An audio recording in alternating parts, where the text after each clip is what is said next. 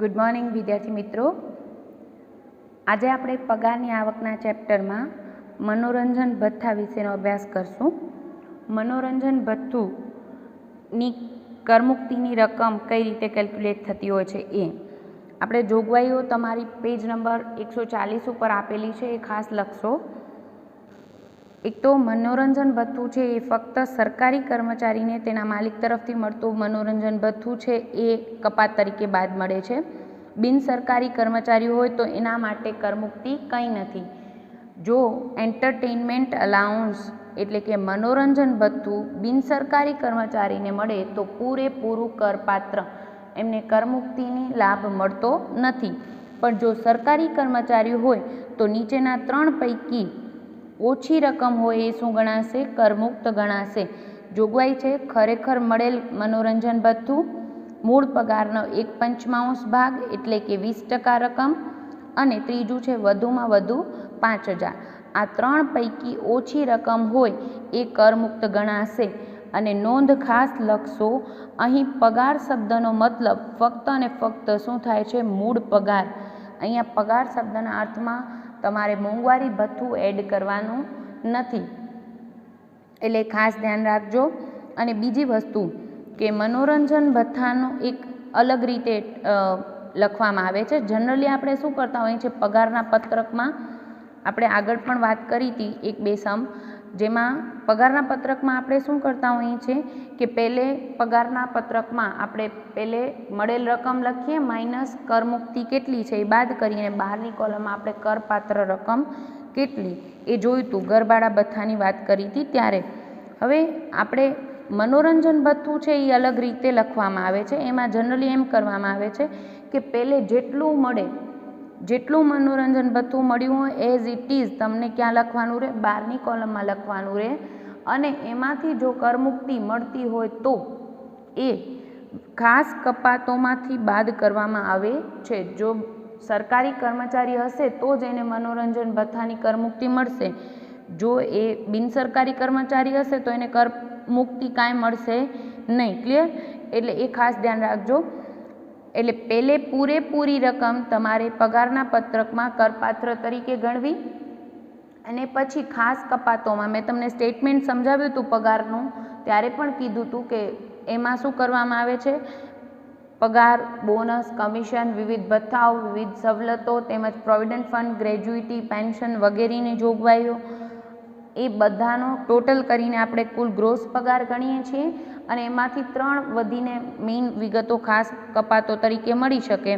એક તો સ્ટાન્ડર્ડ કપાત જે દરેક એસએસસીને મળશે, વ્યવસાય વેરો, અને ત્રીજું છે મનોરંજન ભથ્થું. પણ જો એ સરકારી કર્મચારી હશે તો એને કરમુક્તિનો લાભ વિશિષ્ટ કપાત તરીકે અહીંયા મળશે, નહીંતર મળશે નહીં. એટલે એની ટ્રીટમેન્ટ ખાસ ધ્યાન રાખજો. બીજા બધા જ ભથ્થાઓમાં તમે જનરલી કરતા હો છો અહીંયા મળેલ માઇનસ કરમુક્તિ, બહારની કોલમમાં કરપાત્ર રકમ, પણ અહીંયા થોડું અલગ રીતે લખાય છે. અને એની જોગવાઈઓ લખી નાખશો ખાસ. જોગવાઈઓ અને એના નીચે નોંધ ઓલરેડી લખી છે કે યાદ રાખો કે મનોરંજન ભથ્થાની કરમુક્ત રકમ ગ્રોસ પગારમાંથી ખાસ કપાત તરીકે બાદ મળે છે. તેથી સૌપ્રથમ પૂરેપૂરું ભથ્થું પગારમાં ઉમેરી દેવું અને પગારના પત્રકમાં એઝ ઇટ ઇઝ લખી દેવું કેટલું મળ્યું છે એ. આ સિવાયના ભથ્થામાં આવવું નથી. બીજા ભથ્થામાં ફક્ત કરપાત્ર રકમ જ આપણે ગ્રોસ પગારમાં લેતા હોઈએ છીએ. હવે આના જેવા કોઈ ઇલેસ્ટ્રેશન તમારી બુકમાં નથી, એટલે આપણે સમ છે એ જોશું. અને પેજ નંબર 142 ઉપર પણ તમને કોષ્ટક સ્વરૂપે આપ્યું છે સારાંશ ઘરભાડા ભથ્થાનું અને મનોરંજન ભથ્થાનું, તો જોઈ લેજો. બિનસરકારી કર્મચારીને મળેલ ભથ્થું પૂરેપૂરું કરપાત્ર છે. અને જો સરકારી કર્મચારી હોય તો આપણે 3 રકમ પૈકી ઓછી રકમ હોય એ કરમુક્ત ગણાશે. લઈએ છીએ એના જેવો સમ. તમારી બુકમાં છે સમ નંબર 1. શ્રી પ્રશાંત સહાને 2019-20ના વર્ષ દરમિયાન પગારના 2,40,000 અને મનોરંજન ભથ્થાના 12,000 મળેલ છે, અને તેઓ આ નોકરીમાં 1/4/2006ના રોજ જોડાયેલ છે. તે સમયે મનોરંજન ભથ્થું માસિક 800 લેખે મળતું હતું. ગ્રોસ પગારમાંથી કપાત તરીકે મજરે મળવાપાત્ર જો મજરે મળવાપાત્ર હોય તો મનોરંજન ભથ્થાની કેટલી રકમ કપાત તરીકે મળશે તે જણાવવાની છે.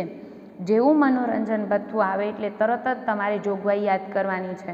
આપણે શું છે જોગવાઈ?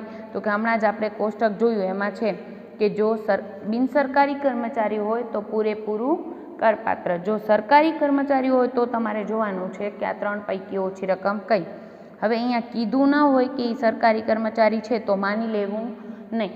એ આપણે ગ્રેજ્યુટી પેન્શનમાં પણ વાત કરી હતી કે જો તમને સ્પષ્ટતા હોય કે આ સરકારી કર્મચારી છે તો જ એ સરકારી, અધરવાઇઝ શું છે એ બિનસરકારી કર્મચારી છે. તો અહીંયા શ્રી પ્રશાંત છે એ પણ બિનસરકારી કર્મચારી છે, તેથી પૂરેપૂરું ભથ્થું શું થઈ જશે? કરપાત્ર છે એમ માનીને ગ્રોસ પગારમાં ઉમેરી દઈશું અને એમાંથી રકમ કોઈ બાદ મળશે નહીં. ક્લિયર? આનો આન્સર એક જ લાઇનમાં તમારે આવી ગયો. ક્વેશ્ચન નંબર 2 લઈએ છીએ. શ્રી પુષ્પસેન ગુજરાત સચિવાલયમાં નોકરી કરે છે. આ પહેલી જ લાઇન પરથી સ્પષ્ટ થઈ ગયું કે એ શું છે? સરકારી કર્મચારી છે. 2019-20ના પાછલા વર્ષ દરમિયાન તેમનો મૂળ પગાર માસિક 64,000 છે. તેમને મનોરંજન ભથ્થા પેટે માસિક 1,000 ચૂકવાય છે અને મનોરંજન ભથ્થાની ખાસ કપાતની ગણતરી કરો. હવે આપણે મનોરંજન ભથ્થાની કપાતની વાત આવે એટલે તરત જ તમારે જોઈ લેવાનું, આપણી જોગવાઈઓ બોલવાની. બિનસરકારી કર્મચારી છે તો કોઈ કર મુક્તિ મળે નહીં, પણ આ પુષ્પસેન છે એ ગુજરાત સચિવાલયમાં નોકરી કરે છે, દેટ મીન્સ સરકારી કર્મચારી છે. તો આપણે જોશું કે કેટલી રકમ એમને કરમુક્તિ મળશે. લઈ લઈએ સમ નંબર 2. કરમુક્તિ કેટલી? તો કે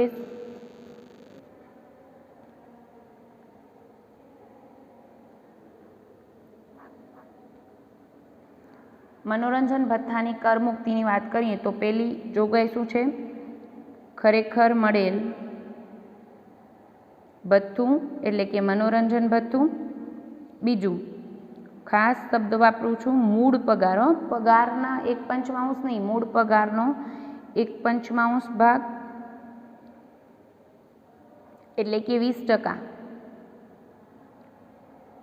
અને વધુમાં વધુ 5,000. ક્લિયર?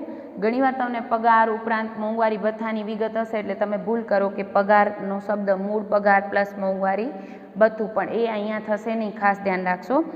અહીંયા ખરેખર મળેલ ભથ્થું કીધું છે એમને મનોરંજન ભથ્થા પેટે માસિક 1,000 ચૂકવાય છે 1 મહિનાના. તો આપણે તો પાછલા વર્ષની આવકની ને ખર્ચની વાત કરતા હોઈએ તો 12 મહિનાના આખાના કેટલા ભથ્થું મળ્યું હશે એમને? મનોરંજન ભથ્થું 12,000. પછી મૂળ પગારના 1/5, અહીંયા એમને મૂળ પગાર માસિક 64,000 મળે છે. તો આપણે લઈ લઈએ 64,000 ગુણ્યા 12 એટલે 12 મહિનાનો પગાર, પાછલા વર્ષનો એમનો પગાર થશે 7,68,000 નો 1/5 ભાગ, મૂળ પગારનો 1/5 ભાગ એટલે 1,53,600. અને ત્રીજું છે વધુમાં વધુ 5,000. બરાબર? 3 પૈકી ઓછી રકમ કરમુક્ત.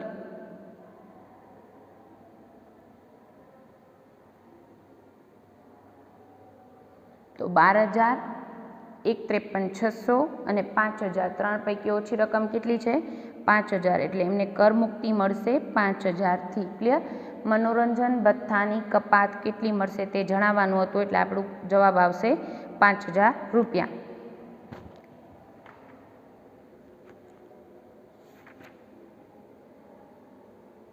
હજી તમારી બુકમાં એક સમ મનોરંજન ભથ્થા રિગાર્ડિંગ છે, સમ નંબર 7B લઈએ છીએ. શ્રી અ ગુજરાત સચિવાલયના કર્મચારી છે. અહીંયા ક્લિયર જ શબ્દ આવ્યો, ગુજરાત સચિવાલયના કર્મચારી એટલે કેવા કર્મચારી? સરકારી કર્મચારી છે તો મનોરંજન ભથ્થાની કપાત મળશે. પાછલા વર્ષ 2019-20માં તેમની આવકની માહિતી નીચે મુજબ છે. મૂળ પગાર 20,000 રૂપિયા માસિક, મોંઘવારી ભથ્થું 10,000 રૂપિયા માસિક, કમિશન 2 લાખના વેચાણ પર 5% લેખે, બોનસ 5,000 માસિક, મનોરંજન ભથ્થું મળેલ 2,000 મહિને. મનોરંજન ભથ્થું કેટલું મળ્યું છે? અને વર્ષ દરમિયાન મળેલ મનોરંજન ભથ્થામાંથી તેમણે 20,000નો ખર્ચ કર્યો છે અને કીધું છે આકારણી વર્ષ 2020-21 માટે કરપાત્ર મનોરંજન ભથ્થાની રકમ ગણો. હવે મેઇન વસ્તુ શું છે, અહીંયા તમને બધી જ ડિટેલ આપી. તો તમને પગારનું પત્રક બનાવવાનું હોય તો આપણે કરશું મૂળ પગાર પ્લસ મોંઘવારી ભથ્થું જે હોય, કમિશન, બોનસ, બીજા કોઈ ભથ્થા હોય તો બી આપણે મળેલ કેટલું, અને એમાંથી કરમુક્તિ બાદ કરીને બહારની કોલમમાં કરપાત્ર રકમ કેટલી. પણ અહીંયા ફક્ત આપણે પૂછ્યું શું છે, કરપાત્ર મનોરંજન ભથ્થાની ગણતરી કરવાની છે. તો ખાલી મનોરંજન ભથ્થા રિગાર્ડિંગ જ ઇન્ફોર્મેશન જોવાની છે.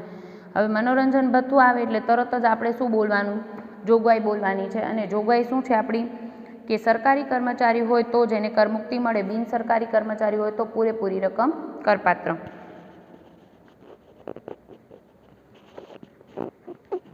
તો અહીંયા ગુજરાત સચિવાલયના કર્મચારી છે એટલે સરકારી કર્મચારી.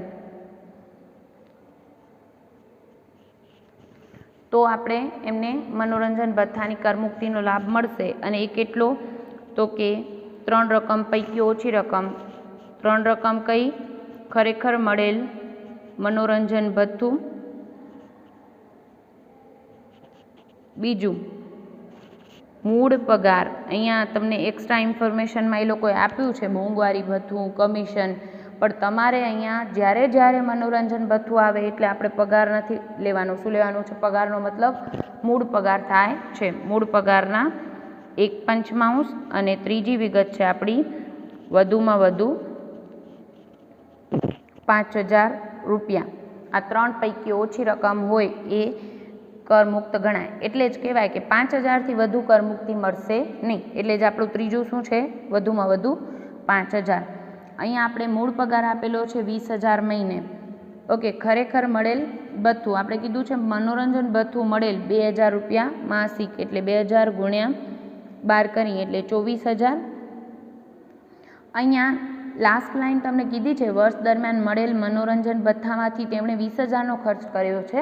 પણ એક્સ્ટ્રા ઇન્ફોર્મેશન છે, આપણે કેટલો ખર્ચ કર્યો છે એના બાબત અહીંયા લાગુ પડતી નથી. આપણે મળેલ કેટલું, મૂળ પગારના 1/5 ભાગ અને વધુમાં વધુ 5000 એ ધ્યાનમાં લેવાનું છે. મૂળ પગાર એમનો છે 20000 મહિને, એટલે આપણે કરશું 20000 ગુણ્યા 12 એટલે 2,40,000 વાર્ષિક પગાર પાછલા વર્ષનો ગુણ્યા 1/5 એટલે આપણે કરી નાખીએ 2,40,000ના 20% એટલે મળી જાય 48,000. ક્લિયર? આ 3 પૈકી ઓછી રકમ હોય એ કરમુક્ત ગણાય. આપણે કીધું છે કરપાત્ર મનોરંજન ભથ્થાની રકમ નક્કી કરો. તો આપણે શું કરશું, પહેલે 3 પૈકી ઓછી રકમ કરમુક્ત એટલે કે કપાત તરીકે મળશે. ખાસ કપાતમાં કપાત તરીકે મળશે. 3 પૈકી ઓછા 24,000, 48,000 અને 5,000 પૈકી ઓછી રકમ છે 5,000 કપાત તરીકે મળશે. તો કરપાત્ર નેટ રકમ કેટલી આવે, તો કે કરપાત્ર નેટ રકમ એટલે મળ્યું કેટલું, એમાંથી કપાત કેટલી મળી બાદ કરી નાખીએ તો આપણે કપાત તરીકેની રકમ કેટલી મળી જાય, કરપાત્ર કેટલું એ મળી જાય. મળેલ 24,000 માઇનસ કપાત મળશે 5,000ની, તો બાકીના 19,000 શું ગણાય, કરપાત્ર નેટ કરપાત્ર મનોરંજન ભથ્થું. ક્લિયર? આજે આપણે વાત કરી મનોરંજન ભથ્થાની. તમારે જોગવાઈઓ અને એના નીચેની નોંધ ખાસ લખી લેવાની છે. જોગવાઈઓ આપણે જે ટેબલ જોયું એ લખશો. બિન સરકારી કર્મચારી હોય તો પૂરેપૂરું કરપાત્ર એને કોઈ પણ કરમુક્તિનો લાભ એન્ટરટેનમેન્ટ અલાઉન્સ એટલે કે મનોરંજન ભથ્થામાં મળતો નથી. અને જો એ સરકારી કર્મચારી હોય તો એને આ 3 પૈકી ઓછી રકમ બાદ મળશે. અને એના નીચે તમે ખાસ લખશો નોંધ. અહીં પગાર શબ્દનો અર્થ શું છે, મૂળ પગાર. અને એને ટ્રીટ કઈ રીતે કરવામાં આવે છે, તો કે પહેલે પગારના પત્રકમાં પહેલે લખી નાખવાનું છે, પછી નીચે ગ્રોસ પગાર પછી ખાસ કપાત તરીકે બાદ મળશે જો એ સરકારી કર્મચારી હશે તો. Thank you.